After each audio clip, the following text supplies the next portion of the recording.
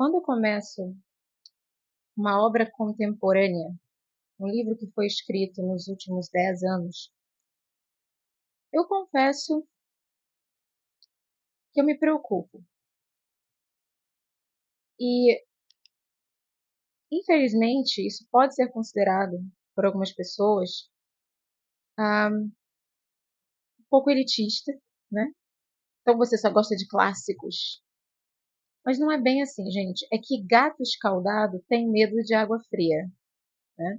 Principalmente essas obras literárias, obras que têm a intenção de serem grandes obras. Quando o autor ele está querendo escrever alguma coisa que faça a diferença, né? Ele tem essa ambição e essa inspiração de ser um grande escritor, que traz novas ideias, que nos faz pensar sobre coisas que nós ainda não pensamos. Ou seja, não é repetitivo, não é clichê, não está falando que já foi dito 50 mil vezes, né? Então, essas obras que a gente pode considerar de alta literatura ou de é, ficção literária, elas carregam um peso próprio, pelo próprio gênero no qual elas se encaixam. Eu não espero isso de um romance água com açúcar, que foi nosso tema aí do último vídeo. Eu não espero isso de um thriller. Eu espero que eles sejam gostosos de ler, mas não que eles tragam para mim, talvez, ah, novas ideias. E isso tem sido muito raro na literatura contemporânea. Sempre que eu vejo toda uma celeuma ao redor de um escritor, de uma escritora, em que está todo mundo falando, e está todo mundo dizendo que aquele cara vai ser o novo clássico. O livro já nasceu clássico, eu já fico apavorada. Quando dizem que o livro nasceu um clássico, eu já fico apavorada. Porque não existe isso. Um clássico, ele só é clássico porque ele sustentou o tempo. Ele se manteve relevante de alguma forma. Ou ele marcou a sua época por alguma razão, né? Então, tem algumas questões com a literatura contemporânea que me, me, me, me causam desesperança, né? Recentemente eu li uma autora que me indicaram, a Sally Rooney. Eu li as amostras que tinham na Amazon que tem na Amazon de alguns livros dela. E eu não entendo. Se você gosta da Sally Rooney, não se sinta ofendido, não estou ofendendo ninguém, mas eu não entendo, ok? Algumas questões com a literatura contemporânea são a sua superficialidade ao tocar em temas intensos, temas complexos que são abordados de forma superficial. Contar ao invés de mostrar, isso é uma regra muito importante literária, que é, ao invés de você ficar contando para o leitor, eu amo a minha irmã, tá, mas eu quero ver esse amor, eu quero sentir esse amor, me mostre. Isso é raríssimo na literatura contemporânea, que o escritor ele não conte mais do que ele mostre. Você não consegue entrar nas personagens. As personagens não têm tridimensionalidade, elas não são o que a gente chama de um personagem redondo. São flat characters, como se fala em inglês. E eu começo citando essas irritações que eu tenho com a literatura contemporânea para poder trazer para vocês o meu entusiasmo, meu encanto com a Mieko Kawakami e com este livrinho chamado Peitos e Ovos. Tem um título tão interessante, tão diferente, né? E no Brasil, a editora Intrínseca, que foi a que publicou este livro, a editora, ela escolheu uma capa que é uma arte. A edição americana deste livro é uma edição mais comedida, mas a capa brasileira eu achei sensacional. Ela causa uma estranheza muito parecida com a estranheza do título e com a estranheza da própria história, né? Por quê, gente? A Mieko Kawakami, ela não, ela não, ela não subestima o leitor. Ela também não o paparica, o mima. Não, ela quer que o leitor faça o seu papel. Então, uma coisa muito interessante, eu já estou entrando no livro, né? Nesta narrativa, é que ela não te dá todas as informações. Ela te mostra. Lembra que eu amo isso? Ela mostra para você. E você vai entender o que aquela personagem sente. Muitas das questões dessa narradora protagonista aqui, você vai entender porque está nas entrelinhas de alguma coisa que ela falou, de alguma atitude que ela teve. Ai, gente, como é maravilhoso um escritor que não te subestima, que não tem que te mastigar tudo, que não tem que te dar tudo na tua mão, que faz você pensar. Olha o que eu falei. E eu acho que este livro também traz novas ideias, novas reflexões, por exemplo, sobre maternidade. Porque neste livro aqui, a gente tem uma personagem que quer ser mãe, mas não quer ser mulher de ninguém. Não quer ser esposa, não quer nem ser parceira sexual de ninguém. Lembra que eu falei que o livro causa uma estranheza, que a história causa uma estranheza? Dentro de muitas questões aqui, o livro vai tratar de uma personagem feminina que não quer ter um parceiro sexual, mas ela quer ser mãe. Porque ela pode, porque, né, como mulher nós temos esse potencial de dar a vida, né, de carregar o nosso bebê. Então, ela tem esse poder, mas ela não tem a outra parte que é fundamental também para a vida, que é a parte masculina, né? O homem é fundamental, mas ela não quer ter um parceiro. Ela não gosta de sexo. Então ela trata, por exemplo, da sexualidade aqui, né? A ideia de que a pessoa não gosta de sexo e pronto. E isso não deveria ser, meu Deus, não. Tem uma questão ali. Essa personagem não quer fazer sexo, mas ela quer ser mãe. E ela vai perguntar, tá bom, então a gente vai fazer o quê? Vamos fazer uma inseminação artificial com quem? Você vai fazer com qualquer pessoa? E aí ela vai conhecer, ela vai investigar essa questão da inseminação com estranhos, né? Com doadores anônimos, e ela vai conhecer os filhos, pessoas que nasceram desse tipo de inseminação artificial. E como esses filhos, é, essas gerações que vieram de uma concepção que não é tradicional e que também não é amorosa, não tem nenhum envolvimento entre as duas pessoas, né? É uma coisa feita de proveito, é uma coisa feita dentro de um laboratório. Como que essas pessoas se sentem? Então, não é só sobre a vontade da personagem, eu quero isso, eu vou fazer. Não, ela vai pesquisar, ela vai ver se aquilo é moral, se aquilo é ético, e se aquilo funciona para ela.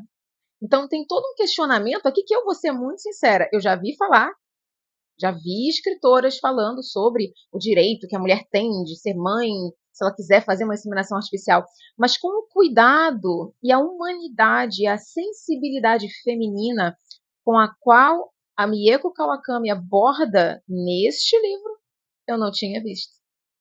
Porque aí a gente entende uma coisa, este é um livro feminino, extremamente feminino.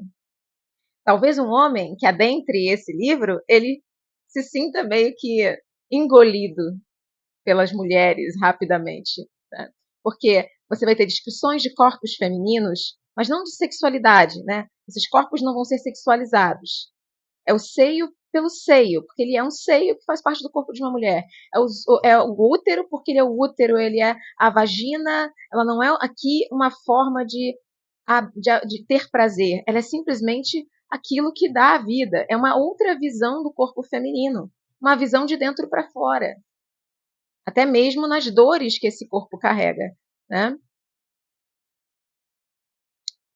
Gente, é isso. Sejam muito bem-vindos. Já estou aqui, ó, tô vomitando para vocês, né?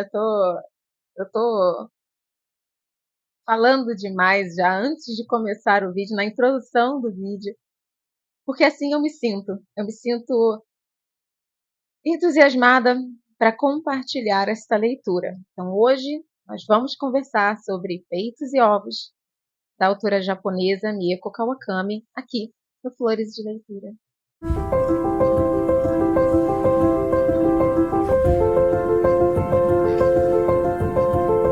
Peitos e Ovos foi publicado em 2019 No Brasil, eu acho que... Peraí. Eu acho que no Brasil foi publicado depois, 2023, pela Intrínseca, né, pela editora Intrínseca. Inclusive, deixa eu olhar a tradução, que eu peco nisso, eu não falo do tradutor, né? Eunice Suenaga. Tradução maravilhosa.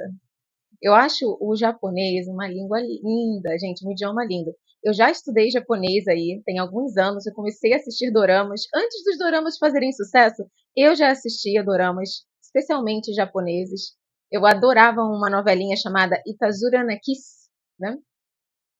Que eu achava muito fofa. Isso eu era mais novinha, gente. Eu tinha uns 26, 27 anos. Não que tenha idade para isso, ok? Mas eu era mais novinha, então eu fiquei apaixonada. Fiquei simplesmente apaixonada pelo japonês. Eu comecei a aprender por conta própria o idioma. Aprendi algumas coisas, né? Mas assim, não sei falar o idioma. Só sei que eu acho muito lindo, muito delicada a, a linguagem, ok? Então eu acredito que a tradutora conseguiu trazer toda essa delicadeza para a língua portuguesa, que eu acho que é uma língua mais direta, né? Enfim. Bom, então este livro é um romance de uma literatura que eu tenho muito desconhecimento, que é a literatura japonesa. Inclusive, neste momento, estou lendo Yukio Mishima. Então, por acaso, li dois escritores japoneses ao mesmo tempo. Eu já li um, o livro do Travesseiro, da Sei Shonagon, há alguns anos não, gente, foi no ano passado. E eu fiquei maravilhada, especialmente com a feminilidade do olhar da Sei Shonagon. E eu acho que isso é um traço, talvez, da cultura, porque eu também sinto isso aqui em Peitos e Ovos, da Mieko. A Mieko é uma poetisa. Ela começou na literatura como poetisa em 2006, se eu não me engano. Eu li a rápida biografia da autora, não a conheço profundamente, mas sei que ela é uma poetisa e isso vai ser sentido o tempo inteiro nessa obra. Então vejam bem, se você é uma pessoa que não gosta de poesia, que não gosta de entrelinhas, que não gosta de ter que interpretar demais, que tem uma certa dificuldade com metáforas, com formas de linguagem, talvez você não vá gostar tanto de Peitos e Ovos, né? Porque o próprio título ele já fala de uma metáfora, né? Aqui, né, Peitos e Ovos, na verdade, é a mulher, é uma outra expressão para o que é uma mulher, que é uma pergunta desse livro. O que é uma mulher? Para ser mulher, eu preciso ser mãe? E para ser mulher, eu preciso fazer sexo? Essa é uma questão que está aqui o tempo inteiro, né? O que define uma mulher? E para mim, a resposta, no caso deste livro aqui, tá? Está sim muito integrada com a criatividade e com a potencialidade de vida. As descrições dos corpos femininos, os traços femininos, nem sempre de forma nem sempre não. Aqui não é sobre você se sentir bonita, porque a gente vai ter porque o leitor é apresentado a várias mulheres com uma série de traumas com a sua com o seu corpo, de certa forma, né? Primeiramente, porque durante a leitura, além da narrativa estrutural em primeira pessoa da protagonista, que se chama Natsu, né? Nós temos a Midoriko, que é sobrinha da Natsu.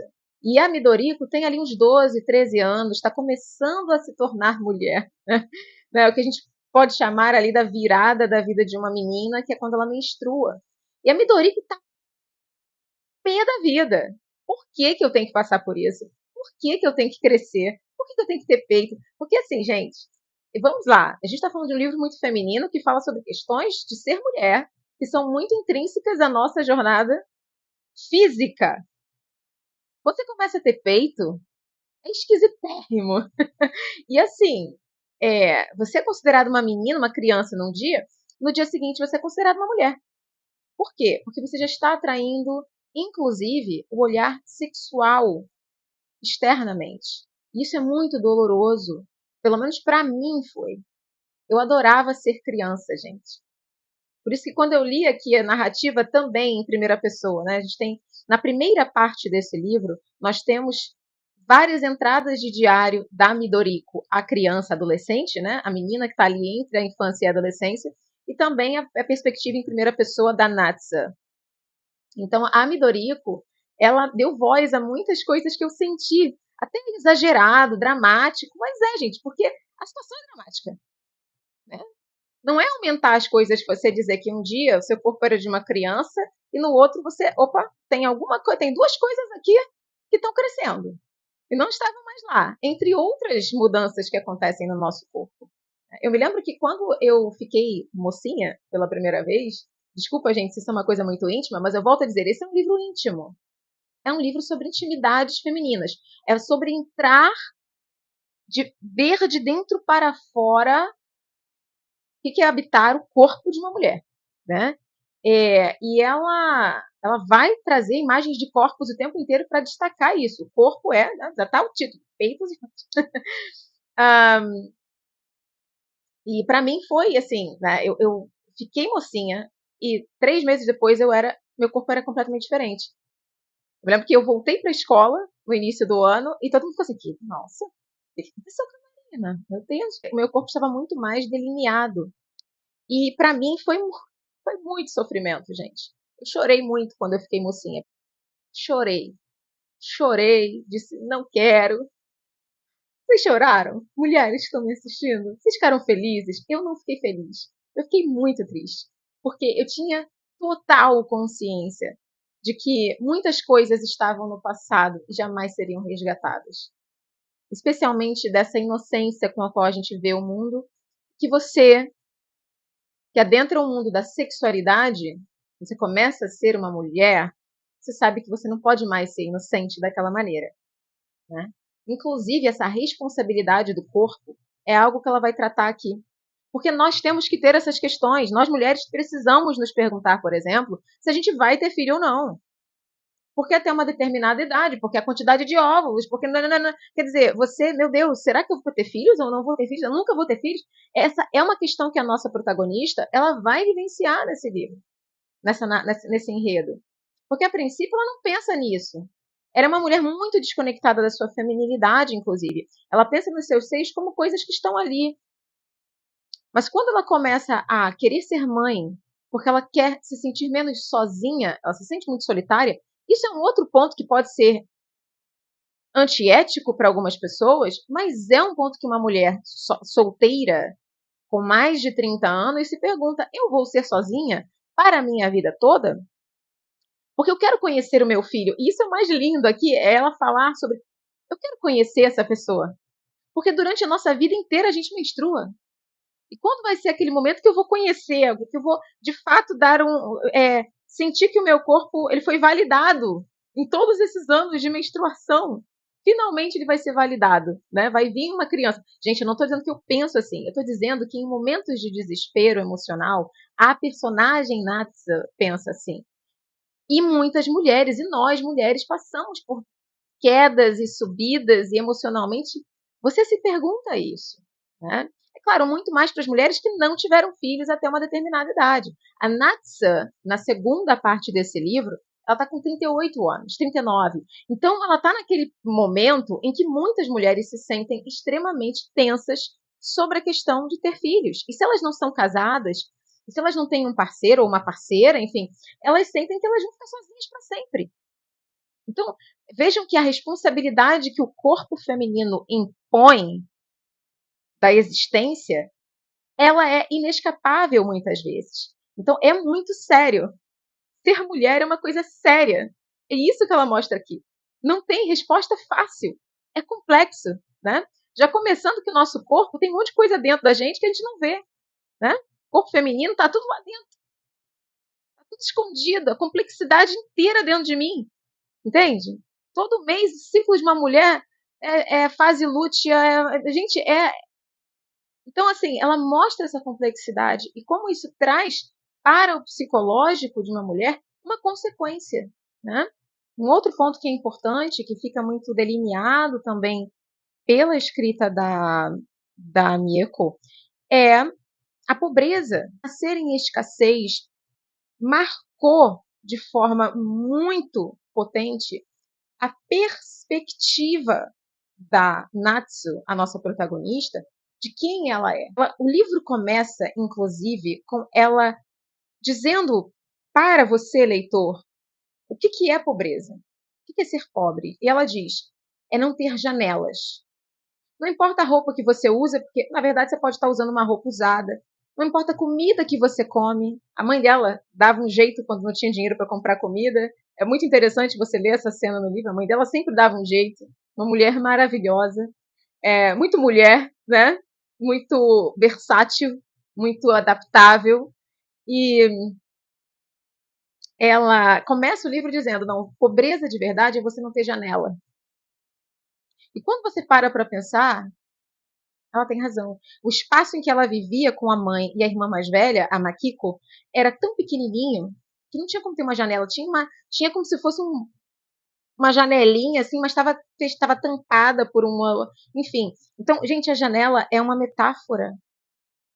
É pela janela que você vê o mundo.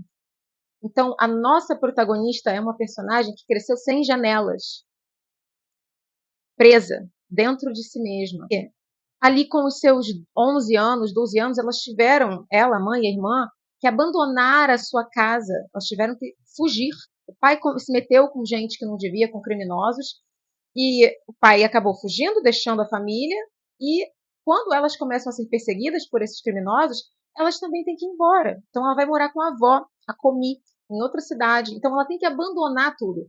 E aí eu quero destacar para vocês que logo de cara, isso ela nos conta logo no início do livro, é uma coisa que me marcou como leitora. Eu estava na academia, inclusive, tá? Eu estava na academia, eu levo meu livro de vez em quando para academia, entre os treinos eu leio. Melhor do que ficar mexendo no celular. E eu cheguei a sentir os meus olhos encherem d'água assim. Eu falei, meu Deus, eu vou chorar na academia. Porque ela nos mostra o que ela sentiu de desenraizamento, deixar tudo que ela conhecia. O pai que tinha desaparecido, o pai como símbolo de alguma coisa que deveria trazer segurança e não faz o seu papel, né? Ela abandona, a mãe pega elas e vai embora e ela deixa a mochila. E ela fala que aquela mochila era parte dela. Ela deixava tudo na mochila, os caderninhos dela, os lapisinhos, coisinhas, as poucas coisinhas que ela tinha estavam naquela mochila e ela tem que abandonar aquela mochila. Gente, a autora não precisa me dizer, ai, como ela é coitada, ai, como triste, que foi horrível. Não, ela não precisa me dizer, ela me mostra. Simplesmente me mostrou o que foi emocionalmente para essa menina ter que abandonar tudo que ela conhecia. E como esse desenraizamento, esse lugar de desenraizar, tirar você da onde você estava que nem uma plantinha, né? Que se você desenraizar, quem entende de planta sabe, a planta sofre. Minha mãe diz que a planta fica magoada. Ela pode morrer. Então, você vê que esse passado é um passado que ele acaba moldando a perspectiva que a Natsu tem dela mesma. Como uma mulher sozinha, como uma pessoa solitária, como uma pessoa sem raízes, como uma pessoa sem talento. Ela é uma escritora, ela é uma poetisa, mas ela não enxerga muito bem o valor dela. Sempre que alguém, no futuro, na segunda parte do livro, quando ela está com 38 anos, ela já escreveu o seu livro, foi publicado, fez sucesso, ela não entende isso. Alguém vem elogiar, ela fala, ou pergunta, nossa, você é escritora? E ela diz, só publiquei um livro. Sabe aquela coisa do, nossa, que linda sua blusa, foi muito barata, sabe? Você vê nela aquela autodepreciação. E isso é uma percepção que ela tem de si mesma muito baseada no passado que a construiu. E o passado vai ser fundamental nesse livro, porque a maior parte de Peitos e Ovos, gente, é passado. É a Natsu lembrando. É a Natsu lembrando. Como se ela não tivesse futuro. Ela é feita de passado. E aí vem a energia deprimida que esse livro tem, a energia estagnada, é um livro que ele é um pouquinho estagnado. Tem momentos em que ela fala, mais um verão. Me disseram que Natsu, em japonês é verão. Se eu estiver errada, me expliquem aí, né? Mas faria até sentido. É como se ela estivesse presa em si mesma, presa em um eterno verão. Esse livro, a maior parte dele se passa no verão. Calor, abafado, não consigo respirar, sabe? Por isso que eu disse que não é um livro, ele não é necessariamente uma leitura saborosa, ai, que gostosinho, não. É um livro que te faz pensar, que te faz sentir, que te chama na chincha, como leitor, como leitora. Então, esse excesso de passado e nada de futuro. Então, quando ela decide ser mãe, ela fala assim, não, eu quero ser mãe. Não quero ser sozinha. Eu quero encontrar o meu filho, eu quero vê-lo, eu quero conhecer essa pessoa. Ela começa a fazer várias pesquisas sobre sêmen, sobre banco de sêmen, blá, blá, blá, blá, blá, blá, blá. Gente, isso é chato, tá? E aí eu vou falar que esse é o único ponto do livro que me incomodou. O excesso de informação. No final, a própria Mieko Kawakami disponibiliza uma bibliografia dos sites que ela acessou, né, das informações, dos textos, enfim, da fonte para essas partes. Só que a impressão que você tem como leitor é que ela engoliu um Wikipedia para você. A impressão que você tem como leitor é essa. Entende? Então, às vezes, nossa, blocos e blocos de diálogos com alguém explicando sobre, ou ela lendo sobre banco de sêmen. Eu entendo que ela está tentando mostrar como que a tecnologia está impactando na vida das pessoas, né? Quantidade de informação que deixa você meio tonta. Mas, cara, para o leitor é um pouquinho chato. Tá?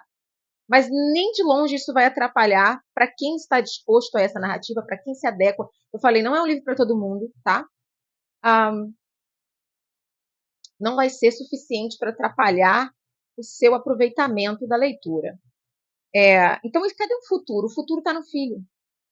Bebês, ovos. Né? Eu tenho um livro ali que se chama The Book of Symbols. É o livro mais lindo que eu tenho na minha biblioteca pessoal da Taschen, da editora Taschen. E ali, no livro dos símbolos, eles falam que o ovo é um símbolo de vida. Por que na Páscoa a gente dá ovo de Páscoa, ovo de chocolate? O ovo é um símbolo de vida, é um símbolo do novo, é um símbolo de futuro, de potencial. Então, ela vê nesse filho esse futuro para sair desse lugar do passado. Mas ela está certa? É moral você ter um filho dessa maneira? Você colocar um filho sem pai, né, tecnicamente, no mundo? É moral alguém não ter raízes? Você já de cara dizer, ó, você não vai ter raiz.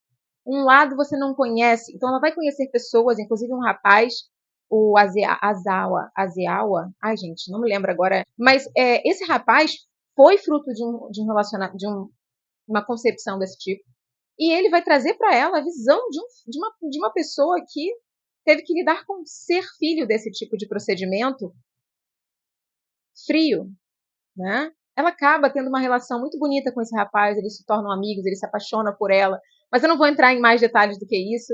Eu sei que o final desse livro e a última cena desse livro é emocionante. É emocionante demais. E essa busca filosófica do é moral ter filhos? Eu nunca tinha pensado nisso, mas ela não te dá resposta, tá? Lembrem, ela confia em você para você ter as suas opiniões. Mas ela te pergunta: é moral ter filhos? Por exemplo, se a própria personagem Natsu se questiona, ela nasceu na pobreza, é moral você botar uma criança para saber que ela vai passar fome, que ela vai passar dor, que ela vai passar frio? Ou então você mora numa casa em que você tem dinheiro, mas o marido e a esposa se odeiam, são pessoas doentes, tóxicas. É moral você ter um filho naquela casa que vai participar daquela toxicidade? Ela vai te perguntar isso. E no final, para mim, na minha opinião, ela dá a resposta da Natsu. E para mim, é a resposta da vida, que é a vida é uma manivela e você tem que girar. Não adianta. Né? A vida é a vida. E nada nos define pelo começo da vida. E é isso que eu acho fundamental aqui. Ela não era definida pelo começo complicado que a vida dela teve. E nem o filho que ela possivelmente teria seria. Né? Acreditar na vida é isso. É acreditar nesse potencial de que as coisas podem melhorar, mudar, se transformar. Isso é uma mensagem que eu recebi muito bem com essa obra aqui. A mulher deprimida, a mulher confusa, está na moda na literatura. E eu acho que, de certa maneira, sempre esteve. O feminino atrai a atenção, né? Mas a gente tem muitas escritoras mulheres falando desse lugar de uma época em que a mulher se sente muitas vezes esvaziada do seu potencial de vida. A mulher se sente muito cobrada fisicamente, esteticamente. Essa questão da percepção do próprio corpo é algo que ela aborda aqui. Mas ela escolhe a vida no final. E é isso que fez para mim valer a leitura dos momentos mais down, mais baixos dessa obra. Gente, temas desse livro. Vamos aos temas, né? Universo feminino, a condição feminina. Tá? O que o meu corpo dita como mulher e o que ele não dita sobre quem eu sou. Tem coisas que o corpo diz, que ele vai implicar a minha vivência, a minha perspectiva, mas tem coisas que não. E as escolhas que eu tenho em relação a esse corpo, ao que fazer com esse corpo, né? Por exemplo, a nossa personagem não quer fazer sexo, ela não gosta, ela não quer, ela tem esse direito, né? Ah, então, assim, ela não quer usar o corpo dela para isso, ela fala isso, ela não sente vontade e ela não se sente bem. E para mim aí também entra nesse temazinho ali da sexualidade. Talvez a autora esteja querendo ter uma discussão sobre a sexualidade com o público dela, né? Olha, isso aqui existe, tem gente que não gosta de sexo. E a pessoa não deve ser cobrada a fazer, existe pressão, né? Talvez até já no Japão, principalmente se você é uma mulher adulta, se você tem, né, mais de 30 anos, espera-se que você esteja fazendo sexo. Enfim, eu acho que tem ali uma questão que ela está trazendo, do que você faz com o seu corpo, ah, da percepção desse corpo, com certeza, porque na primeira parte desse livro, a irmã mais velha, a irmã primogênita da Natsu, a Makiko, perdão, gente, Makiko, ela cisma que ela tinha que botar silicone. E ela fica obcecada pelo silicone. Então, a obsessão da Natsu na segunda parte com ter um filho é a obsessão que a Makiko tem na primeira parte em ter seios, peitos e ovos, né? Enfim, e eu acho que aí mostra um pouco dessas obsessões do feminino, muitas vezes. Por não se sentir suficiente, a gente às vezes fica obcecada com alguma coisa. O tema desse livro é maternidade, tá? Maternidade, parentalidade. Essa palavra existe? Não sei. Enfim, ser pai, ser mãe, ser ou não ser. Por que ser? Ai, porque eu quero deixar uma parte minha no mundo. Você sabe que seu filho vai sofrer, né? Porque todo mundo sofre. E a vida tem um componente muito grande de sofrimento. Mas mesmo assim, eu tenho que ter um filho. Eu tenho que ter um filho porque eu não quero ficar sozinha. E eu quero alguém que cuide de mim na minha velhice. Quer dizer, por que você quer ter um filho? E isso é uma pergunta que é feita para a própria Natsa. E ela precisa pensar. E precisa entender que a razão para você ter um filho tem o jeito certo, o jeito errado? São perguntas, gente. Ela não vai te responder. A personagem vai tomar a sua decisão. Mas você, leitor, leitora, tem que se fazer essa pergunta. Por que eu tive filhos? Por que eu quero ter filhos? Tá? Então, e existe esse componente que para mim é existencialista e filosófico. Então, esse é um livro que tem um componente filosófico existencialista muito grande. Eu acho que o livro também trabalha com esse tema do desejo. Né? A gente está sempre desejando alguma coisa, não é? Quando eu consigo algo, eu já estou desejando outro. Eu comprei um livro, eu já quero outro livro. Então, assim, a Makiko, a irmã da Natsu, ela tem uma filha. Ela teve cedo, né? Então a filha já tem 12 anos no início do livro. Na segunda parte do livro, já é uma mulher de mais de 20 anos. Ela cisma que ela queria ter peito. Que ela não estava feliz, o peito dela era feio, porque não sei o que, porque não sei o que lá. E aí você vai ter toda uma descrição, talvez, de questões bem ligadas à cultura japonesa, do que é bonito, do que não é. E aí entra essa questão da cobrança, da estética, né? Mas na segunda parte é a obsessão da Natsu por ter um filho. Então ela escreveu, ela conseguiu ser uma escritora, ela foi publicada, ela foi aclamada, mas não é suficiente. Tem mais alguma coisa. Assim que ela conseguiu publicar um livro, ela já pensou no que ela não tinha. Então, eu acho que a questão do desejo e da insatisfação É uma pergunta é uma questão que essa autora também nos propõe, especialmente como modernos, pós-modernos, na verdade, que somos obcecados por desejar. Olha a publicidade aí, olha tudo que a gente compra. Inclusive, essa obsessão com desejar tornou os corpos humanos o alvo dessa obsessão do desejo, que é o que gera muitas vezes também as exigências e esse sentimento de que você tem que ser perfeita. Perfeito, o homem também sente essa pressão. Eu acho que todo ser humano na face da Terra já parou na frente do espelho e, meu Deus, né? Então, como que o desejo, o excesso de desejar, de criar desejo, de fomentar isso também em nós, gerou uma cobrança também física. Como se o corpo não fosse algo que você sente, mas algo que você usa, né? Que você usufrui. Existem momentos lindos nesse livro, gente, especialmente quando tange a relação da Natsu com a irmã mais velha, com a Makiko. E eu acho que aqui mostra também a irmandade entre mulheres, entre talvez só quem tem uma irmã e tem uma boa relação com a sua irmã vai entender. Eu tenho uma irmã mais velha, então eu me identifiquei muito com a Makiko nessa relação, com a Natsu nessa relação com a Makiko. Ah, você compartilha o passado, você compartilha o começo com aquela pessoa. Então, por exemplo, para elas duas, elas compartilhavam esse sentimento de carência.